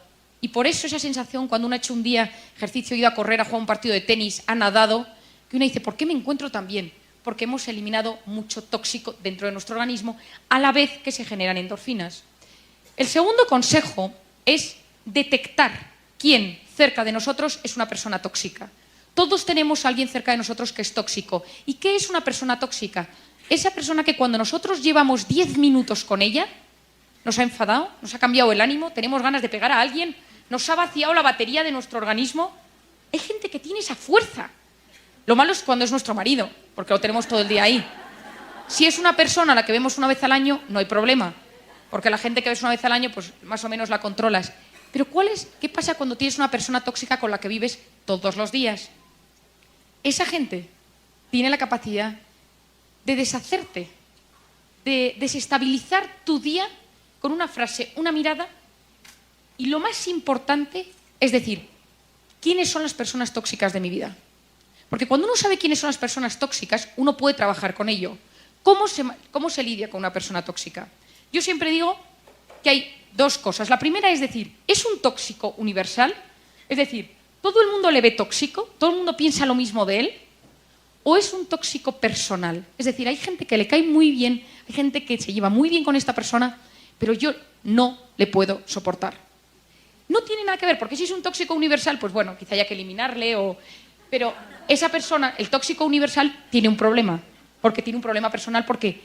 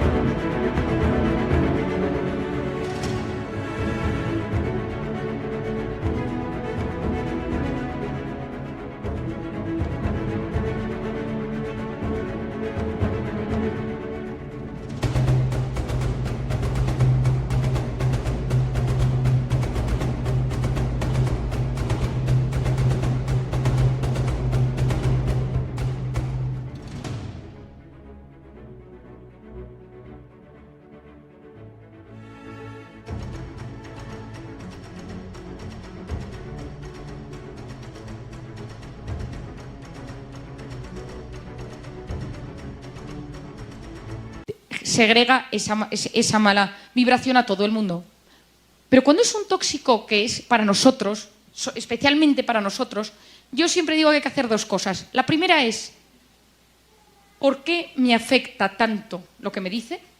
¿Y qué me genera lo que me dice? Es decir, si yo os voy a dar un ejemplo. Yo tengo una amiga mía que siempre que estoy con ella es muy tóxica. Y no sé por qué cuando llevo 10 minutos con ella me quiero ir.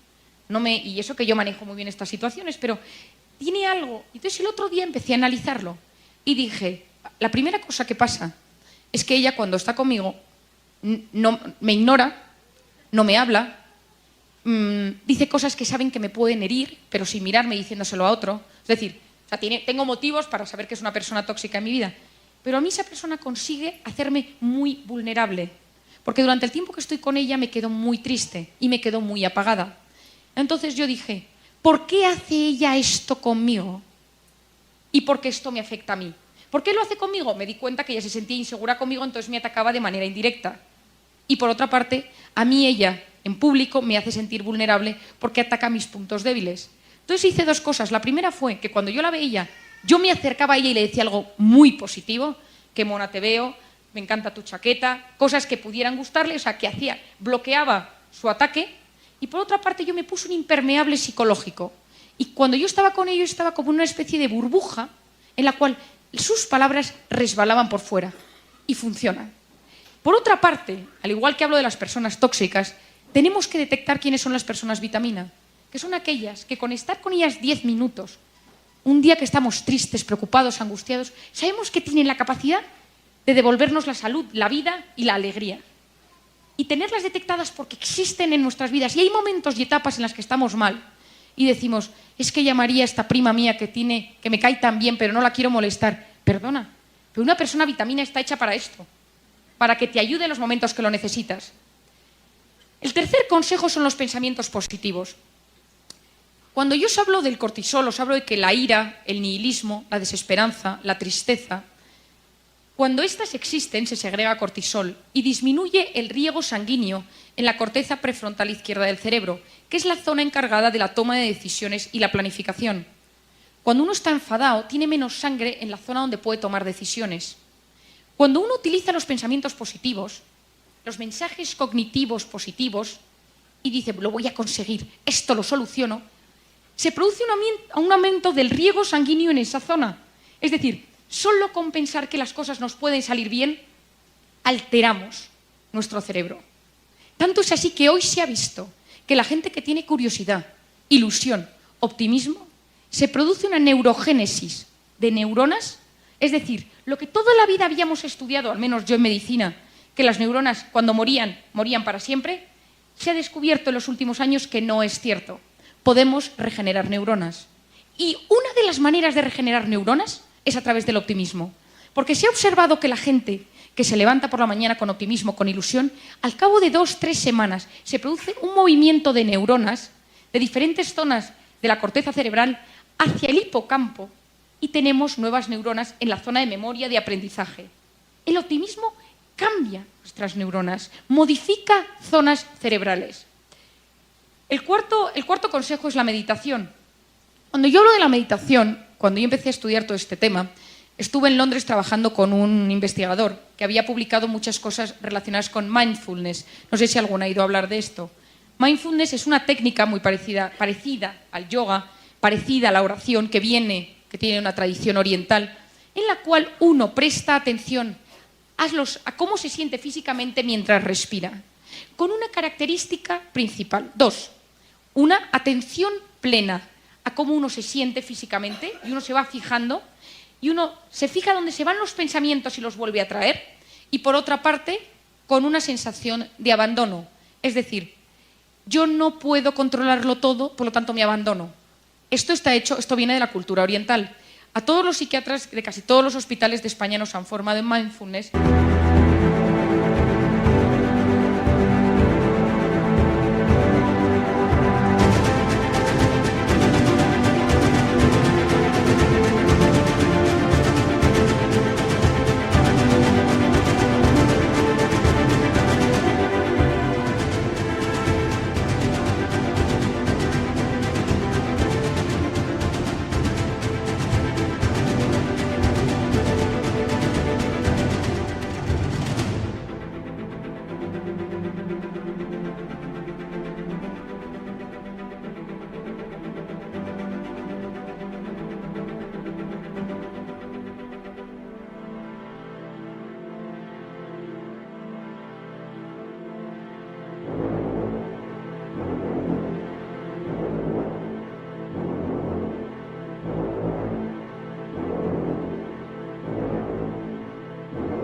Y en muchas empresas, en muchos hospitales, todas las mañanas antes de empezar a trabajar hay una sesión de 10 minutos de esto. En Estados Unidos está por todas partes. Cuando yo hablé con el investigador con el que yo trabajaba, el profesor Andrea Danese, yo le pregunté, ¿la oración de los cristianos, de los católicos, sirve? Y me dijo él, sí, siempre y cuando esté el centro de esa meditación sea el abandono. A mí me resulta mucho más fácil abandonarme en Dios que abandonarme en la nada. Pero en los asiáticos se abandonan en la nada y les va muy bien. En Estados Unidos se ha investigado esto hasta tal punto que hay varios investigadores que se han ido a los conventos y a los monasterios donde no existe el cáncer, el Parkinson, el Alzheimer, la hipertensión, la diabetes en los conventos de clausura. Y han estudiado qué pasa allí. La alimentación, tampoco es que coman tan bien. Yo conozco muy bien un convento de clausura, tampoco es que coman tan bien. Tampoco es que las condiciones meteorológicas sean las mejores, porque el convento que yo conozco ni tiene calefacción y hace muchísimo frío. ¿Qué es lo que hace que las monjas y los monjes no tengan cáncer en sus monasterios? Una de las hipótesis que se está barajando es la meditación. Se ha observado que la gente que medita 10 minutos al día, que reza, que medita tranquilamente, no que está preocupada y le da vueltas a temas, no es lo mismo. Que la gente que medita 10 minutos al día aumenta el grosor de la corteza cerebral, disminuye la hipertensión, la diabetes y el riesgo de enfermedades cardiovasculares. Acabo de publicar un capítulo en un libro hecho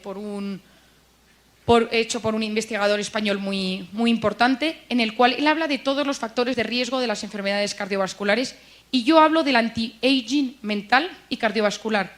Y la parte del capítulo que me pidieron que escribiera era de cómo la meditación y el mindfulness podía afectar al corazón. Y los resultados son asombrosos. Hoy en día en gente con cáncer, en gente con ictus, con infartos cerebrales, se ha observado que meditar hace incluso que la gente deje de tomar medicación. Y como quinto punto, el omega 3. El cortisol es una sustancia que segrega productos inflamatorios, tromboxano, proteoglicanos, es decir, moléculas interleuquinas, moléculas inflamatorias por todo el organismo. Es un inflamador del organismo.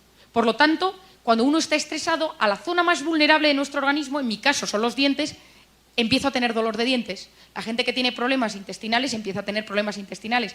Gente que tiene debilidad muscular tiene problemas musculares. El omega 3, que sirve para muchísimas cosas, pero en el caso que hoy nos atañe, frena la proliferación de todas esas sustancias. Hace como un protector, como un antiinflamatorio. Hoy en día la Asociación Americana de Psiquiatría recomienda el omega 3 asociado a todos los tratamientos psiquiátricos. Yo, por ejemplo, en las mujeres embarazadas con depresión, bajo la medicación vía oral y añado omega 3 y se ha visto que tiene el mismo resultado para la depresión en el embarazo. Los pacientes con esquizofrenia, trastornos bipolares, adicciones, etcétera, porque tiene muchas características positivas que ayudan. Os voy a dar de manera breve 7 consejos para conseguir gestionar bien nuestras emociones. Porque lo que a mí más me interesa hoy es que vosotros sepáis que para ser feliz y para tener buena salud y para tener, por todo lo que os he explicado del cerebro, de la epigenética, de las neuronas, del hipocampo, etcétera, una de las cosas que mejor nos puede ayudar es saber gestionar nuestras emociones. ¿Y eso cómo se hace? El primer punto es conocerse. Y cuando digo conocerse es conocerse de verdad. ¿Quién soy yo? Yo veo gente en mi consulta todos los días y les digo, descríbete, y me dice, bueno, yo soy simpática, la gente me quiere, tengo amigas. Digo, no, pero profundiza. No lo sé. Yo siempre hablo de que, y muchas veces lo utilizo para que la gente se conozca mejor, y digo, háblame de ti y de cómo te ven los demás. Porque todos tenemos 3 facetas. La que mostramos a los demás, es decir, la que los demás ven. Por otra parte, lo que yo quiero mostrar a los demás y lo que en verdad soy. Lo que yo muestro a los demás es la imagen. Lo que yo creo que soy es el autoconcepto. Pero luego está la tercera faceta, que es la verdad. A mí cuando alguien me dice, es que no me conozco bien, le digo, ¿tu madre qué dice de ti? Que soy súper desordenado. ¿Eres desordenado? Yo creo que no. ¿Por qué tu madre dice que eres desordenado? Y así empiezo. ¿Por qué es importante conocerse? Porque cuando uno se conoce, uno se comprende. Cuando uno se comprende, uno se acepta. Y cuando uno se acepta, uno puede superarse. Conocernos, comprendernos, aceptarnos y superarnos. Es imposible superarse si uno no se conoce. El segundo punto clave, importante, y más hoy en un perfil de mujeres, con los hombres esto lo hablo de otro tema, cuidado con el exceso de autocrítica y exigencia. Huir del perfeccionismo excesivo. La gente excesivamente perfeccionista son los eternos insatisfechos. Nunca está suficientemente bien hecho esto, la comida no está en su punto, este documento que tengo que mandar no está bien, este email lo voy a volver a mirar, la ropa no está bien planchada. El perfeccionista es el eterno insatisfecho. En Harvard se ha observado que la gente, el 60-80% de la gente que está constantemente preocupada y que se exige mucho y se hace autoboicot interno, tiene muchas más migrañas, ellos lo han estudiado en la migraña, que la gente que no lo tiene. La psicoterapia es clave. Yo hago mucha psicoterapia en mi consulta porque entra para desenmascarar esta corriente devastadora. Cuidado con el autoboicot, que nuestra voz interior sirva para subirnos, para elevarnos y no para hundirnos. ¿Cuántas veces nuestra voz interior te dice, no lo vas a conseguir, no puedes, eres un desastre, esto no está bien para ti? En ese momento, ese autoboicot, se vuelve a generar toda esa hormona del cortisol de la que os hablaba antes. Tenemos que usar nuestro diálogo interno, que existe constantemente, para apoyarnos, no para hundirnos. Ese diálogo que tenemos dentro de nosotros. Tal Ben-Shahar es un psicólogo israelí que imparte la asignatura más concurrida de la Universidad de Harvard, que es Cómo ser feliz. Y él habla de esto, y él dice una cosa, que es, si quieres triunfar más y ser más feliz, debes empezar por fracasar el doble. Y sobre todo, por aceptar el fracaso. No pasa nada por de vez en cuando caer. Yo admiro a la gente que ha caído y que se ha recuperado. El éxito oculta lo que la derrota enseña. Y es así. La gente exitosa no se da cuenta de nada. En cambio, los que han bajado y se han recuperado, eso sí. Por lo tanto, en esta vida no tenemos que negarnos a, de vez en cuando, poder caer. Evitar ser perfectos a todas horas porque no existe el perfecto. Y toda la gente perfeccionista está intoxicada por cortisol porque está constantemente preocupada. Y ya como sabemos de hace unos minutos, los preocupados son gente mucho más amargada. De hecho, los preocupados van siempre juntos. Los amargados van de la mano. En cambio, la gente feliz se ilusiona uno con otro. 3. Fijarnos metas y objetivos. Necesitamos saber qué queremos hacer con nuestras vidas. ¿Cuál es mi meta? ¿Cuál es mi objetivo? Yo siempre digo, echa tu mente al aire, piensa en alto, piensa en grande, actúa en pequeño. Piensa en grande, actúa en pequeño.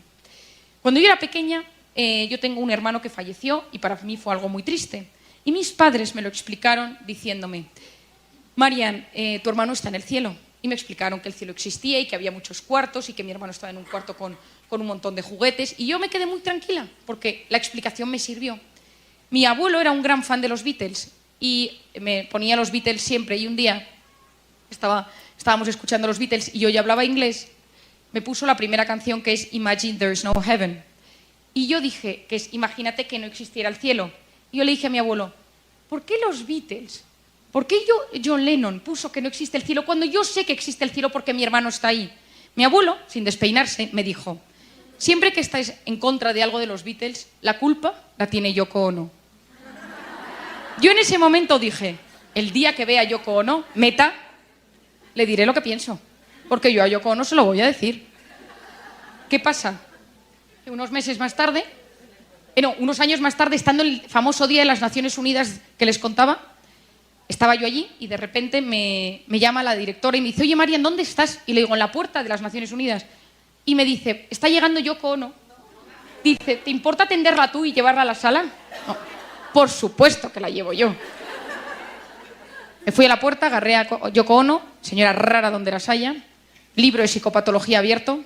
Íbamos paseando por el pasillo que llevaba a la sala y le dije a esta señora, mire, yo tenía muchas ganas de hablar con usted desde hace 20 años. Porque era mi meta. Yo le dije, yo soy fan, como todo el mundo le habrá dicho, de los Beatles, pero yo no entiendo por qué en la canción de Imagine dice que no hay cielo, cuando el cielo sí que existe. La señora me miró arriba, abajo, izquierda, tal, y no me contestó. Yo insistí, ni media palabra.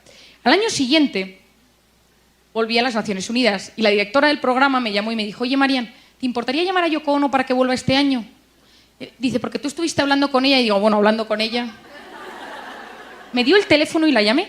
Y cuando la había llamado, le dije a la secretaria, mire, mi nombre es Marian Rojas, el año pasado estuve con Yoko Ono, querríamos volver a invitarla al evento.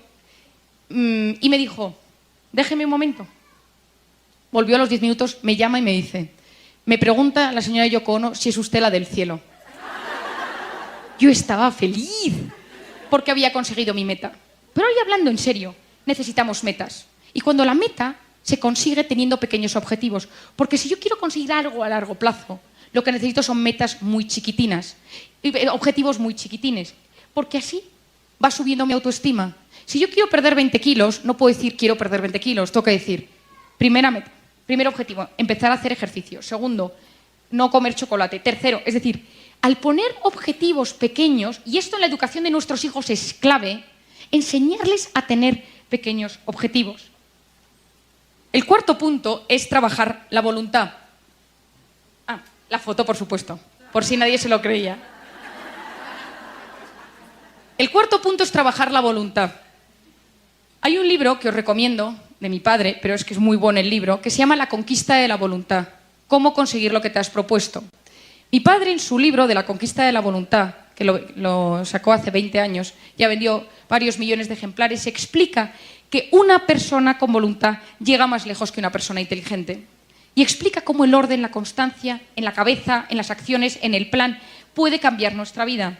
Hace unos meses, el investigador de la Universidad de Columbia, Walter Mischel, ha sacado un libro que se llama El test de la golosina, The Marshmallow Test, en el cual él hizo un experimento hace 30 años, puso a unos niños con un plato con un marshmallow, con una gominola, y les dijo, si puedes esperar 10 minutos a tomártelo, te doy 2. Hubo niños que se lo tomaron y otros que no. Y lo siguió durante 30, 40 años. Y observó que de esos niños, los que habían aguantado con 4 años a la segunda gominola, tenían vidas más plenas, menos problemas, menos enfermedades, más dinero, mejor situación socioeconómica. Es decir, la voluntad es clave para conseguir lo que uno se ha propuesto. Trabajar la capacidad de posponer la recompensa. El quinto punto es la asertividad. ¿Qué es la asertividad? Es el punto intermedio entre pasividad y agresividad. Es decir, di sí cuando quieras decir sí, di no cuando quieras decir no. ¿Cuántas veces nos pasa, yo creo que a las mujeres incluso mucho más, que vas a un sitio pero no querías ir, pero te da pena decir que no querías ir o te pones algo porque sabes de ropa que sabes que a tu madre le gusta pero no te sientes bien, pero por ella te lo pones, o te compras algo que... Eso genera gran cantidad de cortisol, porque estamos actuando en contra de lo que somos y estamos constantemente haciendo lo que los demás quieren que hagamos nosotros sin ser así. Yo siempre cuento una anécdota. Cuando yo salía por la noche con mis amigas, a mí no me gustaba, yo era de las que cuando la noche ya 2 de la mañana, 3, 2, 1:30, 4, y ya veía que para mí ya se había acabado, decía, me voy. Y todo el mundo me decía, ¿ya? Yo es que me quiero ir ya, no te vayas. Entonces muchas veces me quedaba porque mis amigas querían que me quedase a las 4 de la mañana con ellas 1 hora más, sin hacer nada, porque esas, por la noche, nada, no hay nada que hacer. Hasta que una mañana me levanté y dije, se acabó, porque yo notaba que al día siguiente me levantaba enfadada conmigo misma, porque no había tenido la asertividad de decir las cosas. Entonces yo decía, es que estoy cansada. Es decir, que digamos las cosas con nuestros maridos, con nuestros hijos, cuando las cosas nos sientan mal, que seamos capaces de decir sí cuando queremos decir sí, y no, siempre, por supuesto, políticamente correcto y con educación. Pero es fundamental. Yo siempre lo explico de una manera muy sencilla. Si yo tomo a alguien y le digo, ¿qué chaqueta tan fea llevas?, esta persona reacciona de 3 maneras. La primera es que me diga, fea tú, es decir, ella se pone un muro y me ataca. La segunda es que ella se quede con la idea en la cabeza y empiece, ¿no le ha gustado mi chaqueta? ¿Por qué? Pues es bonita. Y se va a su casa y dice, con la ilusión con la que yo me había puesto la chaqueta, tal, y empieza a darle vueltas y a darle vueltas y a darle vueltas. Y la tercera opción es que esta persona diga, no me ha gustado lo que me ha dicho, que se vaya y que cuando vuelva, al cabo de un rato me diga, ¿por qué no te gusta mi chaqueta? Y le digo, no, es que a mí el verde no me sienta bien. A ti te queda muy bien, pero a mí no me sienta bien. Entonces, nosotros, si nos quedamos todo dentro, es como que nos tragamos clavos y hay que sacarlos. Más vale sacar un clavo y que haga daño a tener clavos dentro. No, a mí nada me afecta, todo me lo quedo para adentro. Esa persona que te está diciendo eso, migrañas, colon irritable, fibromialgia, dolores o ya incluso cáncer. Cuidado. Aprender a gestionar nuestras emociones es aprender, gracias a la asertividad, a expresar cómo nos sentimos. El 6.º punto es la inteligencia emocional, que es la clave. ¿Qué es la inteligencia emocional? La inteligencia emocional es la capacidad de entender nuestras emociones, la capacidad de ponernos en el lugar del otro, la capacidad de empatizar. Lo contrario son los alexitímicos. A, partícula negativa, lexos, lenguaje, timia, emociones, la incapacidad para expresar las emociones.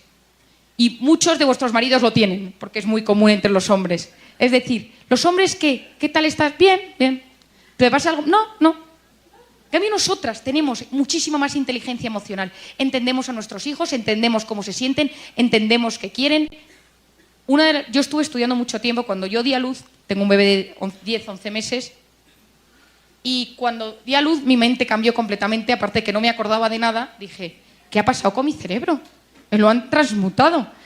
Y empecé a estudiar y a investigar qué había pasado con mi cerebro.